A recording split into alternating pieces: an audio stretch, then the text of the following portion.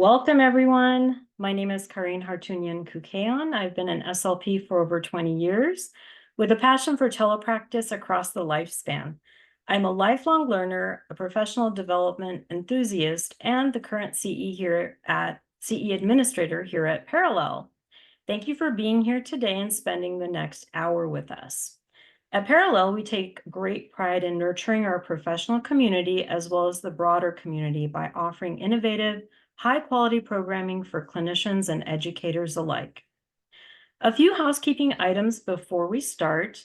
First and foremost, I want to sincerely thank each and every one of you for the incredible work you do as providers. You are at the forefront, making a meaningful difference in the lives of students each and every day. This course is offered for 0.1 ASHA CEUs and 1 NASP-approved CPD credit. If you wish to have us report CEUs to ASHA and or receive a certificate of completion, please be sure to do the following. Attend the entire live webinar. Attendance will be tracked through Zoom reports. Be sure to join with the email address attached to your registration. Make sure that that's the email you have used. No partial credit will be awarded. Complete and submit a self-assessment evaluation within the deadline. And be sure to indicate that you want to receive ASHA CEUs and provide your ASHA ID in the post-webinar survey that you'll receive. We love and encourage questions from participants, and if you have any questions, please feel free to drop them in the chat and we'll do our best to answer them towards the end during our Q&A. And while it's not a requirement to stay after the completion of the educational portion of Dr. Jordan's presentation, we do have some exciting surprises afterwards, so please do stay on if you can for a few minutes to hear a little bit more about Parallel and how we are supporting districts across the US. And we have also a raffle that you can enter. Now, I'd like to introduce to you, without further ado, our Chief Clinical Officer, Dr. Jordan Wright. Dr. Jordan is a clinical and developmental psychologist with expertise in psychological assessment. Dr. Jordan is a clinical associate professor at NYU and the founding director of the NYU Center for Counseling and Community Wellbeing, and is focused on social justice issues in the mental health space broadly. He's conducted research specifically in teleassessment with children and adolescents and has authored the only book on the topic, Essentials of Psychological Tele-Assessment, widely cited and consulted with on evidence-based psychological assessment practice, and having first authored a recent article on evidence-based clinical psychological assessment and authoring the Handbook of Psychological Assessment, the widely used text on this topic. And now, without further ado, I'd like to introduce today's speaker, Dr. Jordan Wright. Thank you very much, Karine. And thank you for joining everybody out there in the ether, wherever you are. I can't see you. You can see me. I apologize for that. I would much rather see your faces than talk to right now my face. One thing I do want to add, these are some of my favorite topics to talk about. You're gonna probably hear this loud and clear, but I have an ADHD brain and it's gonna be loud. This ADHD brain is very, very clear. And the disclosures, I am paid by Parallel Learning because I am the Chief Clinical Officer. I don't have any non-financial disclosures to make at this point. But all right, now to the fun stuff, now to the meat of it.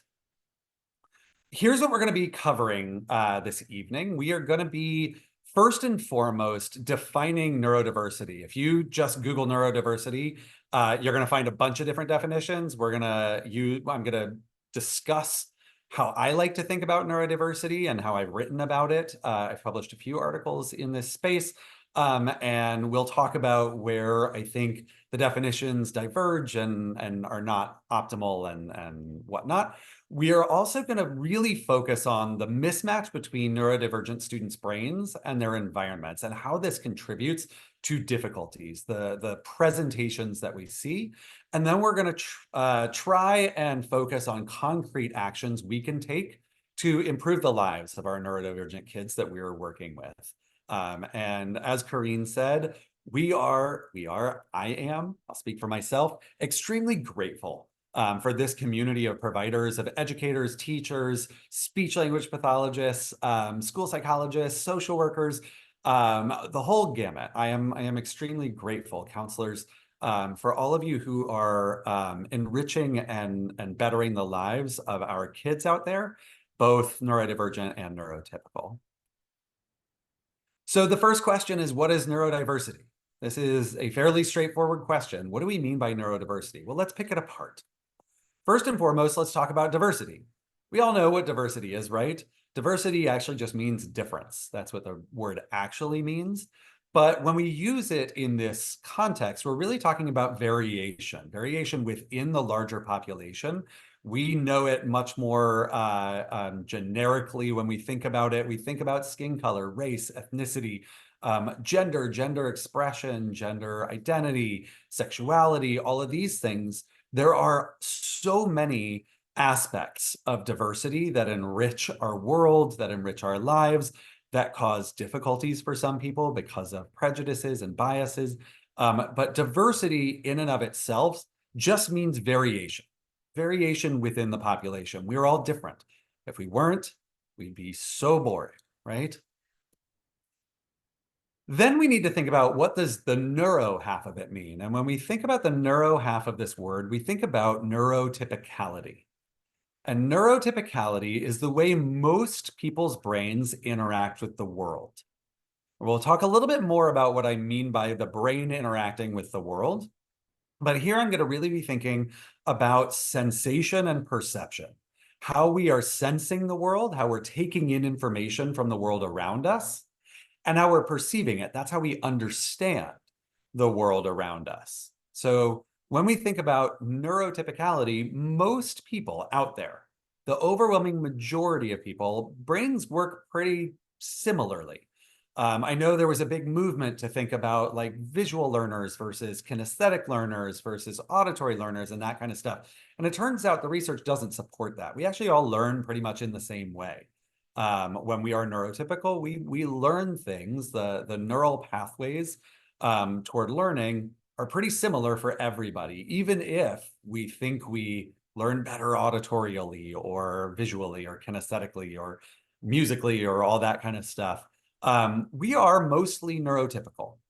The world is mostly neurotypical, and that means the world is organized and built around neurotypicality for the most part. So ultimately, when we think about neurodiversity, it is variation in the way people's brains take in information and the way their brains interact with that information. So that is variation in the way that I sense things and perceive things going on around me, take in information and understand that information. So the definition matters though, right? If you look online, you're going to see neurodiversity is a big umbrella that includes all of these things. If you Google it, there's very little that's not included in neurodiversity, right? If you're depressed, if you're anxious, if you're bipolar, if you have PTSD, if you have a personality disorder, if you're gifted, all of this is included under the umbrella of the way some people define neurodiversity, because they're really just thinking it's a variation in the way that your brain works, period. Now, this is one way to define it. But if we take a step back, I'm going to be thinking really about the way that our brain interacts with the world. And we start with sensation. Again, sensation is the way we are sensing the world, the way that we're taking in information around us. So the world is busy around us. The world is going on. You can't see my hands super well when I have a virtual background on. It's very creepy. That's a sensation. You're watching my hands and you're sensing, you're taking that information in. Perception is how it then enters the mind, right? So it's how you understand that information. So you're seeing my fingers move and the sensation is like, oh, that's weird. The perception is, oh, but I'm interpreting that as him being a hand talker. And I know what hands do, and I know he's wiggling his fingers. That is perception. Because even though this doesn't look normal and human because of my virtual background, you are perceiving it as human because you're interpreting what you are sensing. So sensation and perception have to do with that, what I call liminal space. The liminal space is like that doorway between the world outside and getting the information into the brain. But then there's also cognition, and that's what happens completely within the brain. And that's what I'm actually going to delete from the definition of neurodiversity. When I think about neurodiversity, I'm thinking about sensation and perception. I'm not necessarily thinking about cognition and what happens completely inside my mind, inside my brain. So this is going to rule out things like sadness, depression, anxiety, because all of that's actually happening inside my head, my brain, my body. Wherever it's happening inside me. OCD, right? Although it's manifesting maybe behaviorally and I'm acting on it, the root of it is not how I'm sensing the world differently.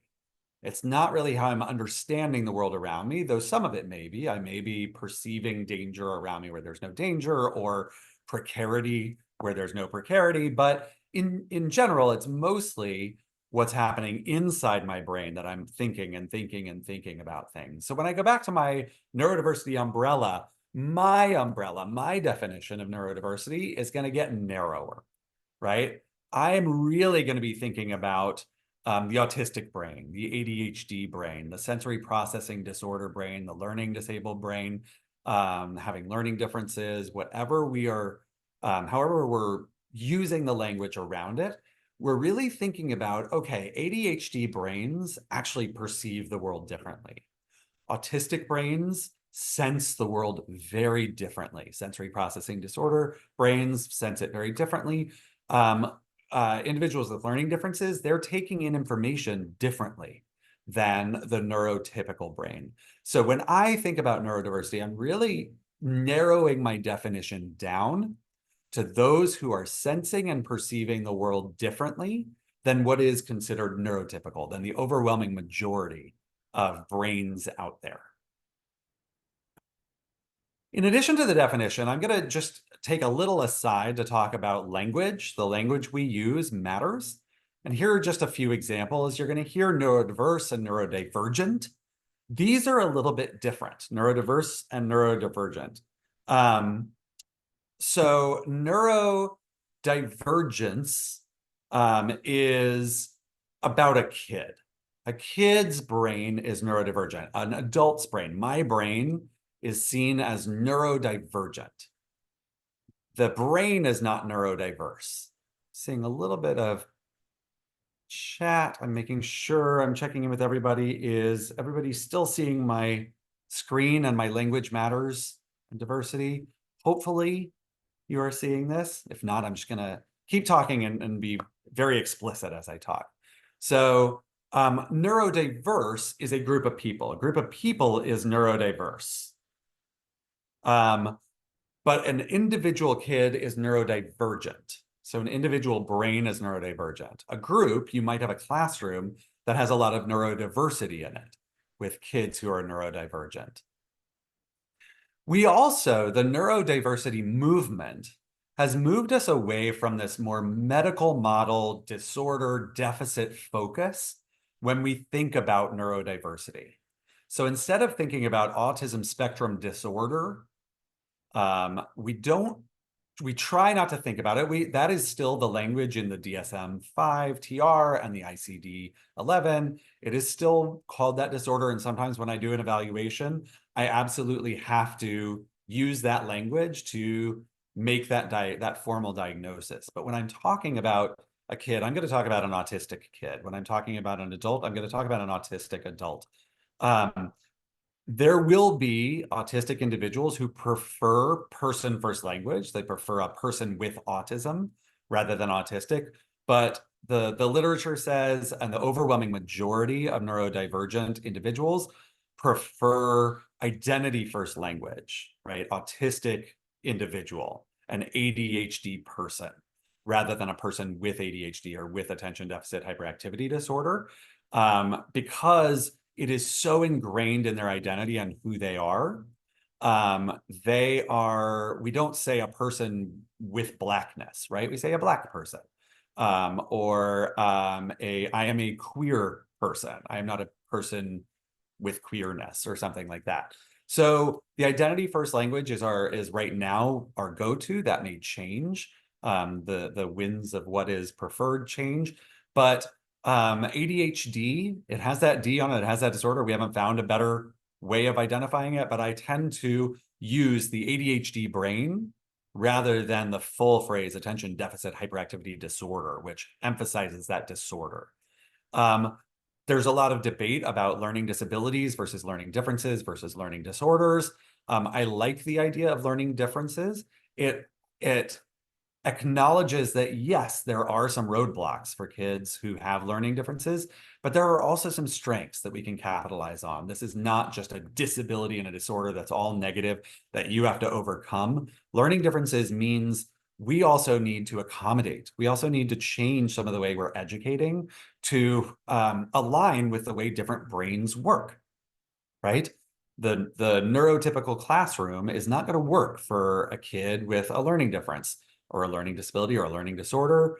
But if we adapt the way that we're educating and assessing kids, maybe actually we'll find that their brilliance can shine through. It's not something we need to fix through therapy and counseling and skills and remediation, though some of that we may need to, right? That difference, we may need to get some skills and upskill them. All right. So here's our first poll. Based on my definition of neurodiversity, how many people in this audience would identify themselves as neurodivergent? How many of you would identify yourselves? I'm hoping Karine can launch this poll for me. And I don't even think I'm going to be able to see if it's launched, but I'm going to just trust it. Oh, yes, I can see it. It is launched. It should pop up in its own box.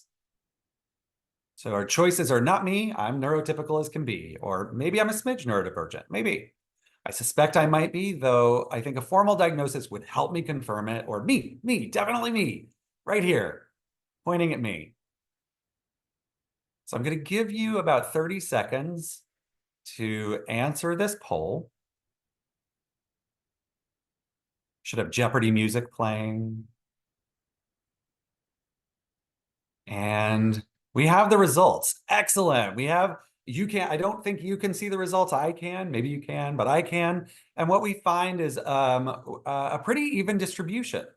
We're seeing actually a minority are saying I'm neurotypical, but a full third of our participants are saying maybe I'm a smidge.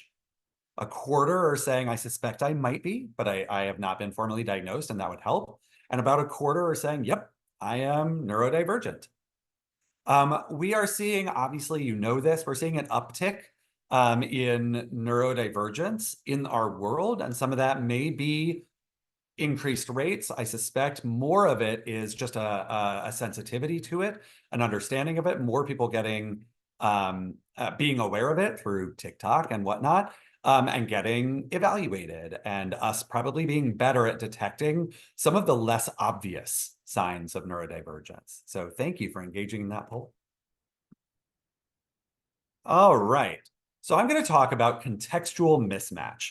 So when we think about the problems, which I'm going to put a little bit of air quotes around, the problems that neurodivergent kids and adults face, the way that I think about this, the way that I've written about this in theoretical conceptualization is as a contextual mismatch. It is not that your brain is deficient, right? It is not that you have an inherent disease or problem or medical issue with your brain and it's defective and it's just not working right. It is the fact that there is a mismatch between the way that your brain interacts with the world and the way that our world is built. So when the world is built and organized for the neurotypical brain, which almost everything is, our work environment, our 9-to-5ers, our schooling systems are mostly built for neurotypical. Most of our world around us are built for the neurotypical brain. But an individual's brain interacts with the world in a different way. In that neurodivergent way, difficulties arise. And I want to be clear, what we're really looking at here are the difficulties, right? The difficulties in functioning, the difficulties in how you feel about yourself, the difficulties in your own suffering, in your own struggles with relationships, with work, with school. We're looking at those difficulties. Those are not the neurodivergence. Those are outcomes of a mismatch. So those challenges that our neurodivergent kiddos face are not because of deficits in the way their brains work. Neurodivergent individuals struggle and suffer, and I use those very, very deliberately because I believe in the field of psychology, in education, in speech, in all of this. I'm a psychologist, I should have said that. In the field of psychology, that's what we are looking at. We're looking at struggling, which is your everyday functioning, struggling with academics, struggling with relationships, struggling with the external stuff. And we're looking at suffering, and that's the internal stuff. That's the sadness, the depression, the anxiety, the suicidality, whatever is going on inside, that's the suffering. So I break it down into those two things. So neurodivergent individuals struggle externally and suffer internally because of the way that the world has been built that does not fit how their brains work, their individual brains work within that world. That is why they are struggling. That is why they are suffering. And our education system has explicitly been developed in a very specific way overall, right? Most of our schooling looks very similar to each other, and it works for most kids, right? It's not perfect. Schools are not perfect, but most kids are getting through school. They're learning what they need to learn. They're going to college or the workforce or doing what they need to do beyond schooling, right? It works for most kids, most brains, most kids out there, right? It looks like what I'm asking you to do right now, right? A talking person lecturing at you, asking you to listen and absorb information, go home, study that information, work hard on it, come back and demonstrate what you've learned on a test or in a paper or an oral exam or something like that. That is neurotypical schooling. It's very typical schooling in the US and many other places. And it works for most, doesn't work for neurodivergent brains very often. So this is just an analogy, right? Imagine this kid. This is an analogy that I like to use and actually came to life for me because one of my doctoral students right now, I'm a professor at NYU, and one of my doctoral students was chatting with me and he was telling me that this actually happened to him. He was born left-handed. And through his early schooling, and this is someone who's younger than I am. Everyone's younger than I am. But he is much younger than I am. So this is not that long ago, but through his early schooling, he had to hold his left hand behind his back and learn to write with his right hand. It was drilled into him for years. His handwriting is still very, very not great. That's how I found this out. I was like, oh, I'm seeing your handwriting. What is going on there? And he's like, oh, yeah, this is why.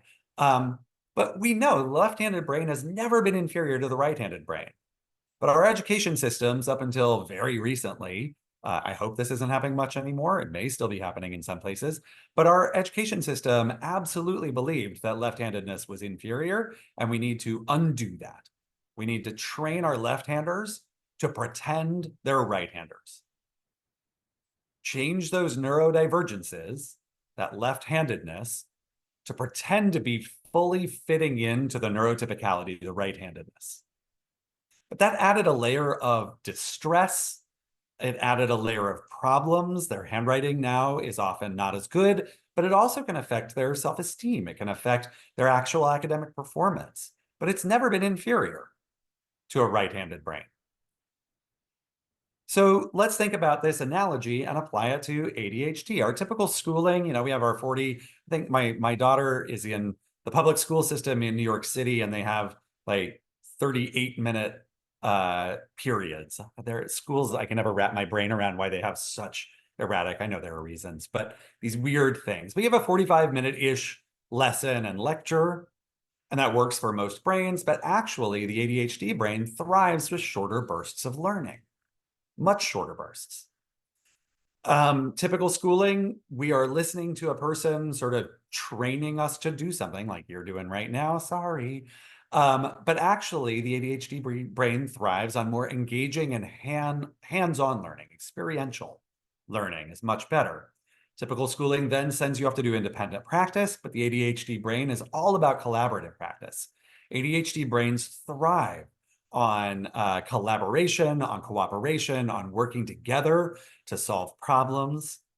Homework and studying is very typical, but the ADHD brain is much more adept at projects that apply their learning to actual practice. And then typical schooling, demonstrating knowledge on tests, papers, and that kind of stuff. But the ADHD brain can get way more creative in the way that we can show our learning, show our knowledge. So this is a mismatch. The ADHD brain is no less able to learn, though, right? We can take in the information, we can learn the information, we can use the information just as well as non-ADHD brains, provided we learn it, right? Provided we can attend and focus and learn it. This is something that I've become really, really fascinated with. My husband is from the UK, and their education system is quite different, and they specialize earlier on. They start whittling down in what is the equivalent of our middle school to fewer subject areas. So they can actually give up math. If they're not good and don't like math, they can give it up much sooner than we can here in the US. But our schooling rewards generalists, right? Those valedictorians, those people getting into the best colleges are the ones who excel across all their subjects. They have to be good at reading, math, writing, science, social studies, history, languages, right? They have to be good at all of those things, even though that's actually not always useful for the future. The real world rewards specialists. I often think about the fact that I'm definitely way dumber than I was the day I graduated from high school.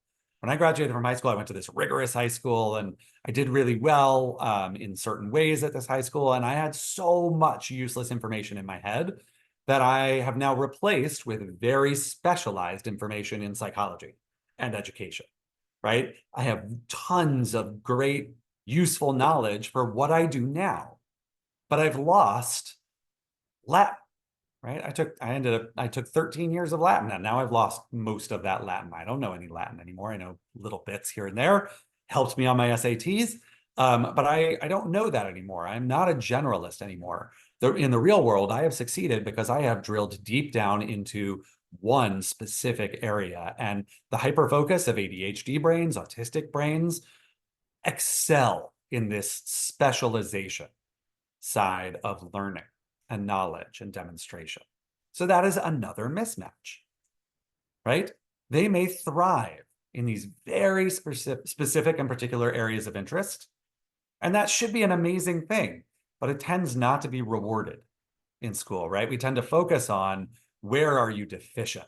Well, yeah, but your math sucks, right? You may be such an amazing brain when it comes to reading nonfiction. My daughter is obsessed right now with the Holocaust period, and she's reading historical fiction and nonfiction around the Holocaust. And she's just got this deep dive into it. And luckily, she has some teachers who are really championing that. And they're like, amazing, let's give you more books to read in that area. Not focused on like, okay, but maybe you're not so good at math. Like maybe algebra is a little bit tougher for you. So let's throw all our resources on that. All right. So let's talk about the executive functioning mismatch. Those are general mismatches with what school looks like, what the world looks like, and the neurodivergent brain. Let's talk about executive functioning specifically. So first and foremost, what is executive functioning? Executive functioning in the literature, we sometimes talk about it as self-regulation. I like to think about it as your brain's control of your brain. In Psych 101, we often think about a homunculus. A homunculus, in my mind, it's like a little monkey sitting in your brain, controlling the levers of your brain. It's your brain's control over your brain. We obviously don't have a little monkey sitting in our brains. I don't think. We haven't found one yet. And we also haven't really found a particular area of the brain that does this, except for the prefrontal cortex, especially pointing as if you can see my brain. The orbito-prefrontal cortex, right in the front there, tends to be where our personality is and all of our executive functioning.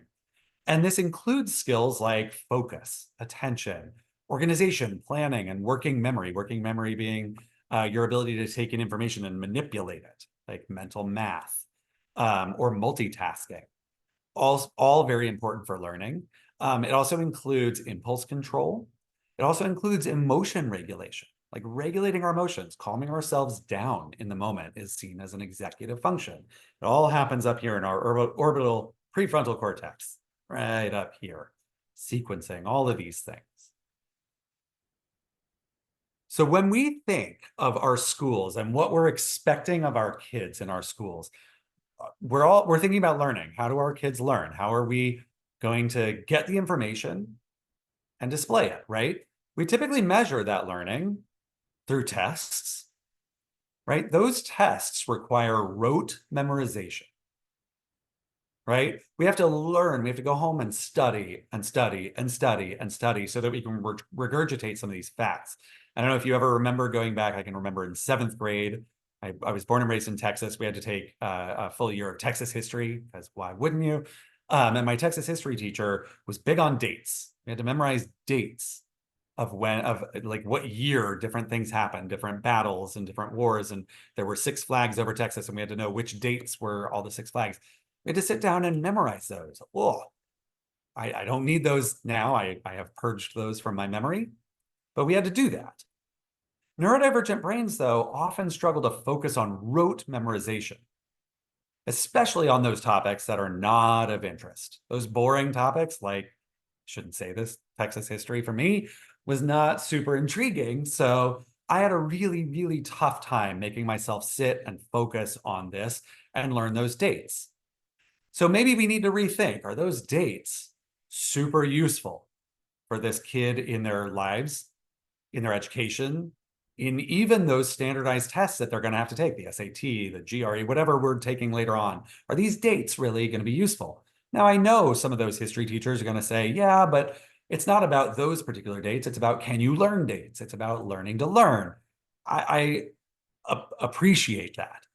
But when we ask our neurodivergent kids to sit and memorize and then come back and regurgitate it on a test, we are not capitalizing on the way their brains can best learn. Papers. Papers are a go-to. I love papers. I'm a writer. I write textbooks. I write other books, and I love it. I love sitting and writing. So I always loved when they wanted me to do papers. But they do require a lot of planning and synthesis of information, and even more so, the boiling it down to these take-home messages, right, that we want to see. So let's think about the neurodivergent brains, which are often very getting, like they're great at synthesizing and getting these creative links between ideas, but they may struggle to plan, organize, and boil down that information into the take-home messages. Projects are great in a lot of ways, but they require a lot of longer-term, multi-step planning, organization, initiation of the different processes, stages, and often we're asking kids to do this independently. And neurodivergent brains often understand that material and can display that material, but the execution of the planning organization is a struggle for these brains.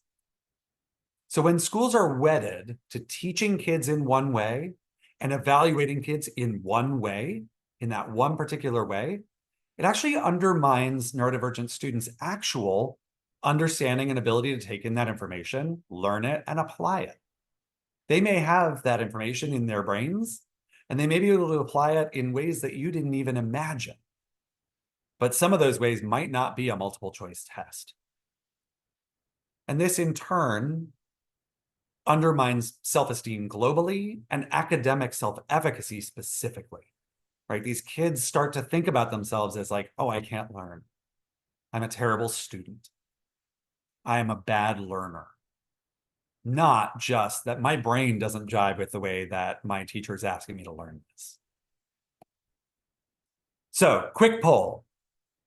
Have you ever had to demonstrate your learning in a particular way, but felt that the outcome just didn't match your actual knowledge, your actual learning? I'm going to ask Karine to launch this for me. Thank you. We'll just give you 30 seconds. Nope. I've slayed every single assignment I've ever been given in my entire life. Sometimes, but I'm usually pretty solid. Absolutely. Or I'm even struggling to focus on this presentation right now. My feelings won't be hurt, I promise. Be honest. Have you ever tried to demonstrate what you've learned and it's not gone the way that you actually think is reflective of your real learning? I think of licensure exams. All right, let's maybe close down this poll. Oh, 1% said, nope, I've slayed every single assessment. And over 50% said, absolutely. Absolutely, I have tried to demonstrate my knowledge and it did not go the way that I think my actual knowledge went. That should tell us something. That should tell us something about how effective our ways of measuring learning are. Mostly effective, but sometimes they're not. Thank you. All right, so what can we do? We can KARSK. If you ever forget what you need to do, just say KARSK. It's a terrible acronym. Terrible acronym. Sorry about that. First, collaborate. We need to collaborate with families, teachers, our special ed departments, and kids themselves to understand the neurodivergences. This is, for me, the most important thing. It's why I do assessment. It's why I care so much about assessment, is because I was a middle school teacher for a while, and I could be like, oh, this kid is struggling. I don't know exactly why. Get that assessment, collaborate, and figure out exactly where their strengths and difficulties lie, so we know where we need to accommodate, where we need to support, where we need to champion them. Advocate. This is for especially my related service providers out there. We need to work with our educators to change the ways they're working with and evaluating these students. Teachers are heroes. Teachers have they're way overloaded. More now than ever, we're asking them to be therapists. We're asking them to be police. We're asking them to be guardians. We're asking them to be bodyguards. We're asking them to teach as well. And they're overwhelmed. And I hate to ask them to teach kids in these, obviously they want to differentiate learning, but get really individualized with each kid. I hate to ask them to do that, but maybe we can get creative in the ways that we're offering options for how to learn the material and demonstrate it. And we need to advocate with our educators and work with them in professional development to understand that they can get creative and help them think about creative ways. Accommodate. Do what you can to ensure that the arbitrary roadblocks are lifted for these students. Some kids with learning differences, learning disabilities, are going to struggle with reading, and they need to read. Reading is actually one of those things we all need to do and learn to do in our lives. And that is not an arbitrary roadblock. That's a real roadblock. And so we need to, that's not something we can don't learn to read. That's a roadblock. But there are a lot of roadblocks that are completely arbitrary. So we need to limit the rote memorization to only what's truly necessary for deep learning. Less homework. The homework should really just solidify learning. Allow preferential seating, brain breaks, fidgets. I'm a fidgeter. I'm holding a pen right now and I'm twisting it. You don't know that because I'm on Zoom, but I'm a fidgeter. Let them fidget. On tests, allow that extra time. We spend way too much effort, energy, resources, money, time restricting kids from getting extra time on high stakes tests or stuff like that. I think it's silly. There are very few jobs out there where you need to do something right now and really fast. Yes, if you're a surgeon, you need to do that right now and really fast. I'm a therapist. There's not much I can't repair. If I'm oh, I don't know, I can tell one of my clients, I don't know, I'll go look it up. I can go and take my time. Use noise canceling headphones, give them a separate room, all these things. And allow alternative ways to demonstrate learning whenever possible. If writing an essay is a huge barrier, and the actual writing is not what you're evaluating, if you're evaluating what they've learned, let them talk to you. Let them say it out loud. Let them learn to write an essay when learning to write an essay is what's being evaluated. Resource, I'm using this as a verb. We need to resource our students with extra supports to allow them to learn more effectively and succeed. For example, sticky notes. I love sticky notes. It's like, I think of the old Microsoft Word that had Clippy with little reminders popping up. If there are multi-step problems and projects, use a little sticky note on that exam and say, remember, this is a two-step problem, or remember, the actual question at the beginning is not everything that you have to answer at the end. Use those sticky notes with some kids. Pre-filled out calendars with steps for longer term projects broken down. Planners with visual cues. And then assistive technology. Assistive technology solutions are out there, and we need to be taking much more advantage of them. I tend to work in this virtual space. I love working in this virtual space because we can build in assistive things into the virtual space in a way that I had a much harder time doing in person when I was working with kiddos. Scaffold. This is about sitting down and working closely with kids side by side through their zone of proximal development. I'm not going to get into this because I'm going to run out of time.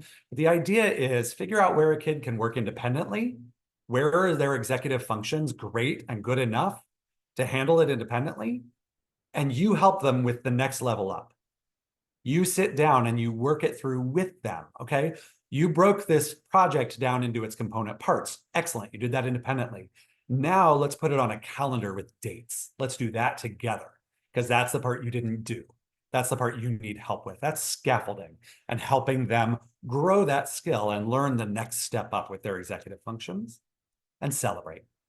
Celebrate and reward the small wins in the process. Not just the final product, not just the grade on the exam or the paper. Celebrate the fact that they got the paper in on time, even if it was a C paper. Celebrate that. That is a win for a neurodivergent kid who struggles with deadlines. Celebrate these kids. See, KARSC. Couldn't be easier to remember, right? So our last poll. Who remembers what KARSC stands for? I'm going to ask Kareen to launch this poll. Of course, I'm amazing. I have a photographic memory.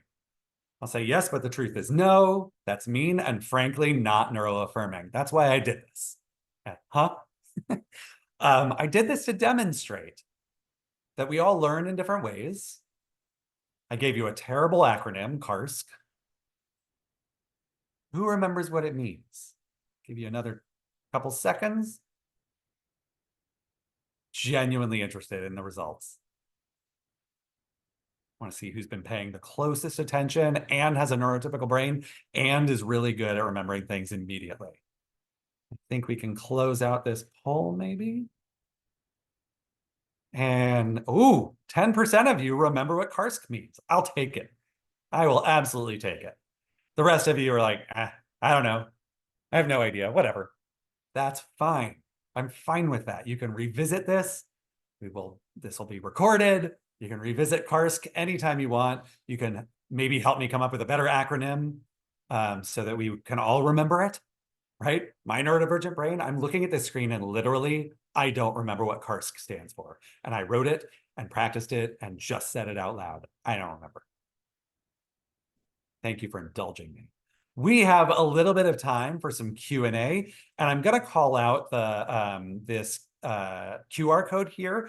I have written a white paper. White papers, for those of you who are not familiar, are just a synthesis of the research. They're just me pulling together what we know about the research. And I wrote this paper on neurodiversity and neuroaffirming work, which has some of this information in it, but a deeper dive because it's in writing. And has some pictures and charts and stuff in it. So I invite you to download that neurodiversity white paper, but I am actually going to invite Kareen to come back and ask me some questions that you have hopefully put into the Q&A, and thank you very much. Yeah, definitely got some comments about the really good information, and I just wanted to also reiterate that this will be recorded and uploaded onto YouTube, so you are going to be able to watch this again. And please do put some questions in the Q&A if you can think of some. I will kick us off with a question. What role does emotional regulation play in executive functioning, and how can we help neurodiverse individuals improve emotional control? For example, managing anxiety during sessions when we're doing something challenging. Yes, Corinne, you and I were just talking about working with a kid in a challenging situation and doing stuff they hate, which we have to do a lot of the time. And I just, to the point of this being recorded, I tend to talk fast. That's my ADHD. I know it. You can play it in 0.75 speed and slow down some, some sections if you need to. Emotion regulation is seen as an executive function. We know ADHD kids struggle to regulate their emotions. We know autistic kids have very different emotional worlds than neurotypical kids. We know that. We know that anxiety, especially learning and test anxiety, plays a big role and in a cyclical way with kids with learning disabilities and learning differences. So in my mind, I always think of the cycle, right? I always think of that cycle of when you struggle in school, for whatever reason, behaviorally, academically, when you struggle, it is going to feed the negative emotions, that anxiety, the self-esteem, the getting down on yourself. That is in turn going to make it harder to succeed in school, to regulate your behaviors, to do well academically. It is a vicious cycle. Now, how do we help kids learn emotion regulation skills and practice emotion regulation skills? I'm glad you asked that question because it gives me an idea for a next webinar. Like that is a big topic of teaching, learning, and reinforcing emotion regulation skills. It is super important for kids to be able to regulate their emotions in order to take in information and to not be so anxious that they can't demonstrate that information. And when I think about school, I think about learning and I think about demonstrating that learning. And emotion regulation and dealing with anxiety is super important and too much for me to give you an answer of how to do it. I will say, look to your expert colleagues, those clinical psychologists, school psychologists, SLPs, social workers, right? We learn to do this stuff, to train kids in emotion regulation skills, probably in a deeper way than teacher education programs have the time to teach, right? Teacher education programs, even in the special ed tracks, don't have enough time. They're just too short and they have so much to pack in that they can't train you well enough in that.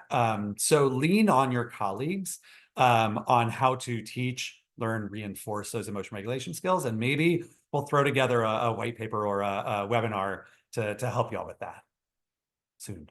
We've got some, that was very helpful. Thank you. We've got some really great questions coming in. One of the participants is asking, is it typical for a neurodiverse student to complain of being bored and always needing to be awed by what is going on in the classroom? And how would you handle it when you run out of surprises to keep the child's interest? Oh, yeah, good luck. I'm just going to raise my hand because that's me. I was diagnosed too late with ADHD. I was diagnosed in college. But I was also diagnosed as twice exceptional. And for those who aren't familiar, twice exceptionality is giftedness, like high IQ. This is the worst brag in the world. I apologize. It's really high IQ and a neurodivergence.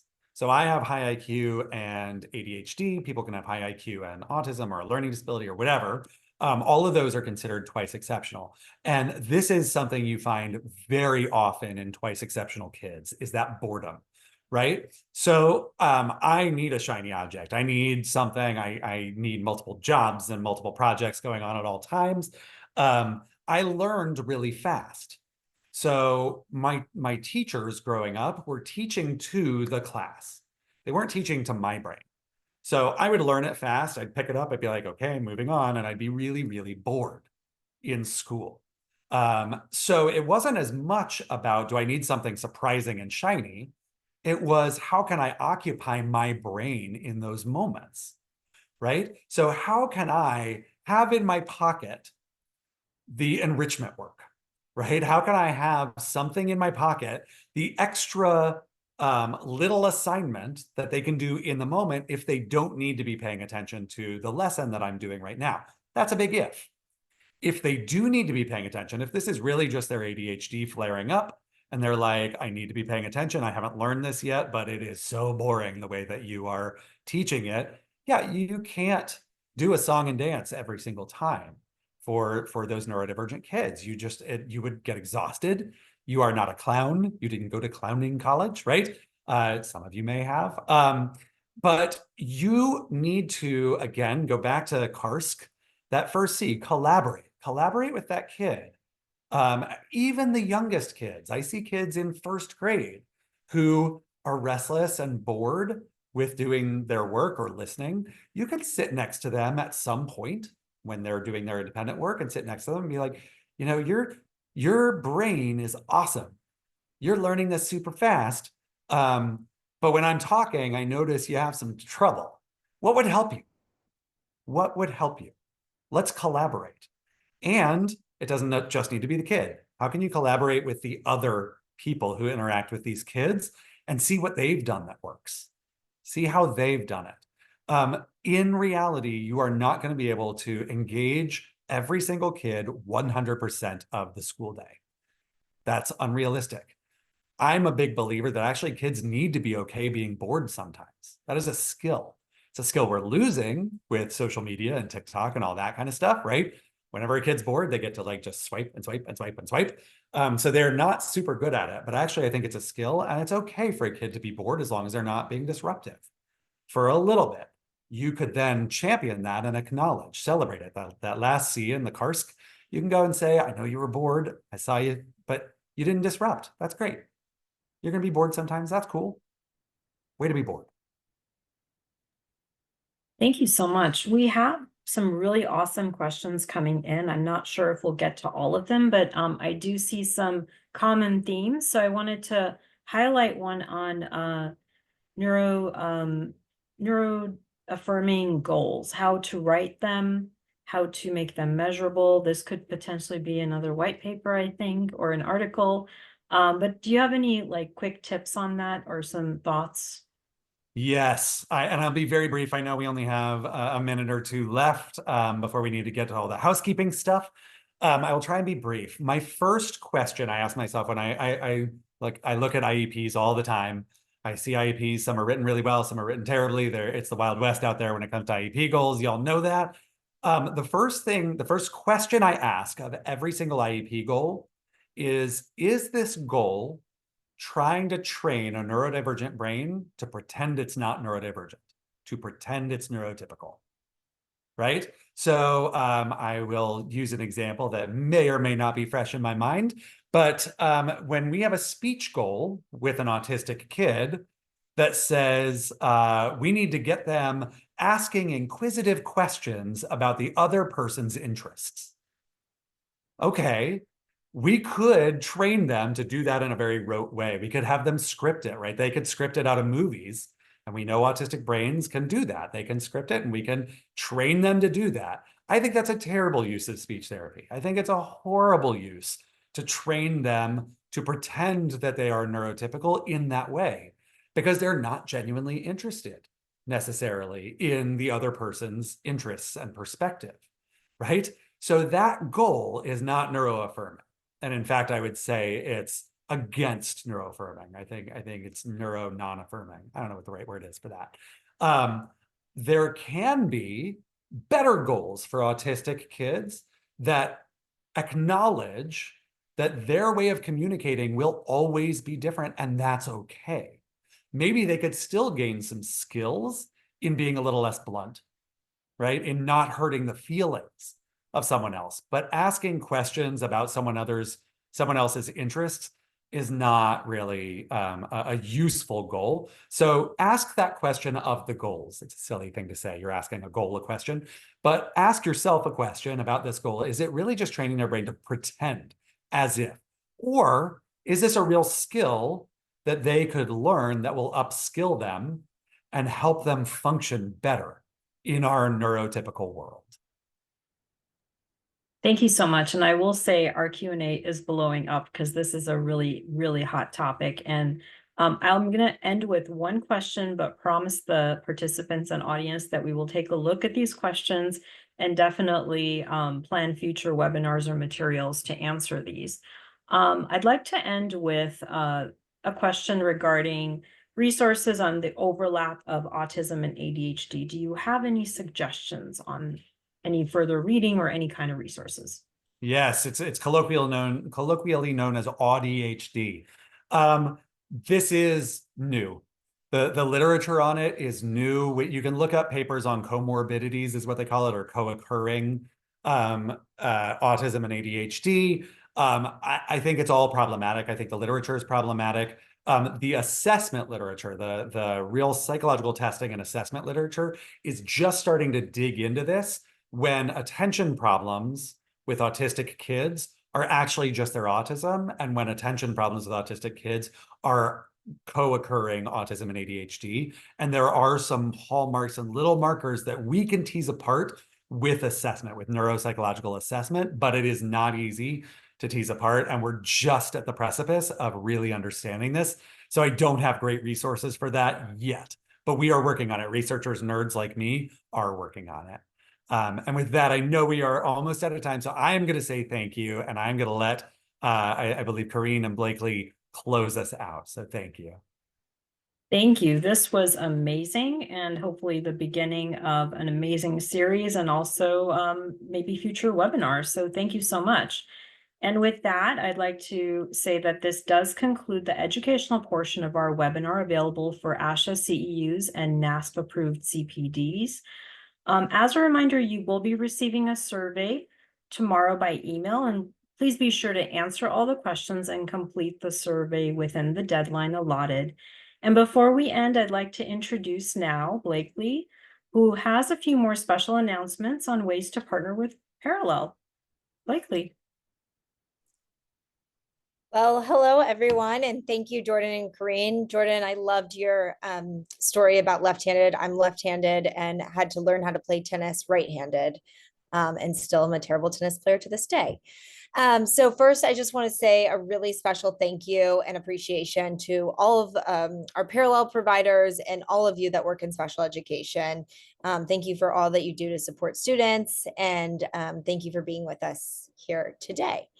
I think that we are still sharing the presentation because there's, if we can still share it, there's a few more slides. We're still sharing. Oh, perfect. Well, for some We're reason, looking at a relaxation kit. Oh, okay, great. So I would like to let you know that there's 3 ways that you could participate.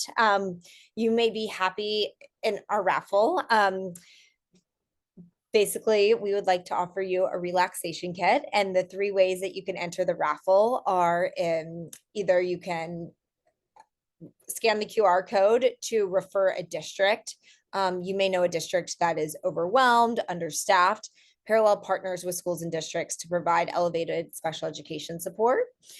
We offer a range of services from speech language pathology, mental health counseling, specialized instruction, and we're backed by a top tier team of clinicians. A lot of you are here with us today, so thank you.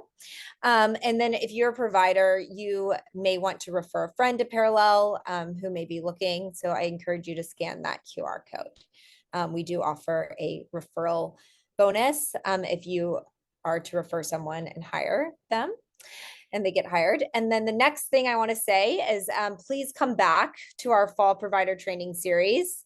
We will be having 2 more sessions, Thursday, October 10th and Thursday, November 14th. So another chance for you to earn free ASHA CEU credits and NAS CPD credits. So we encourage you to join us for those next 2 sessions. And then I also put in the chat just a little bit ago, please follow us on YouTube. We'll put the recording of today's meeting in there. And also we're very active on LinkedIn. So please follow us on LinkedIn and Instagram. Again, I want to thank everyone for being here with us today. It was a pleasure. Thank you, Jordan, for your incredible presentation. It's always a treat to get to hear you speak. And Corinne, thank you for moderating. Thank you, everyone.